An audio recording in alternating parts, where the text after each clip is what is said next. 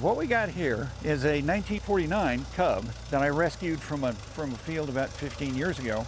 I used to drive one of these when I was in high school working for the city schools with a mower under it, so I had a lot of good memories about Cubs. Put it together, restored it. It was in pretty bad shape. It was way worse shape than anything I'd ever tackled, but turned out good, and had used it, played with it, showed it, used it around here, got a blade for it, and a plow, and that sort of thing, and so it was useful, and I still use it for that kind of stuff here. I saw a guy at a show that had a platform built on the back of his, and he used it just to haul stuff around the show, his lunch basket, and that sort of thing. And that's kind of cool.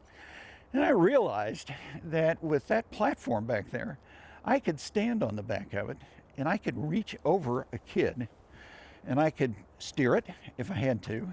I could hit the throttle, I could hit the gear shift, and I could kill it with a kill switch that I mounted behind the seat. So when I take it to shows, I put the platform on it, and we announce tractor driving lessons are open, and kids come over, grandmas, kids, you name it. And I have one solid rule that prevents fights, and that is the kid gets on the seat.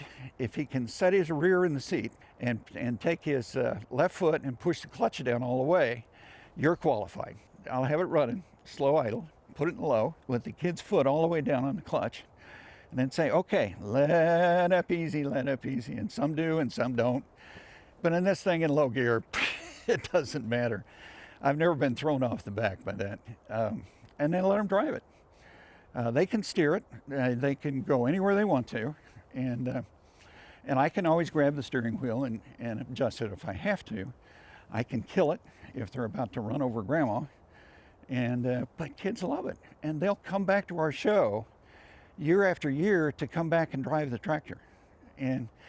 But the funny thing is, I've had a number of cases where grandma and grandpa are there. They got their grandkid. The grandkid gets up there and he drives the tractor, and the kids just glow it. And I'm looking down there, and there's grandma or grandpa, particularly grandma. She'll just have this big grin on her face, and I'll say, "You want to drive?" "Oh, can I do that?" My grandpa or my uncle or somebody, oh, he used to, and they'll get up there and they just have a blast. Same thing, back on the seat, I'm riding back there, they can't hurt anybody. I hear a lot of talk about how do we get young people involved and young families and kids involved, and this has been a great way to do it. And you can do this with any Cub. Now, this one I found in a field, the engine was frozen.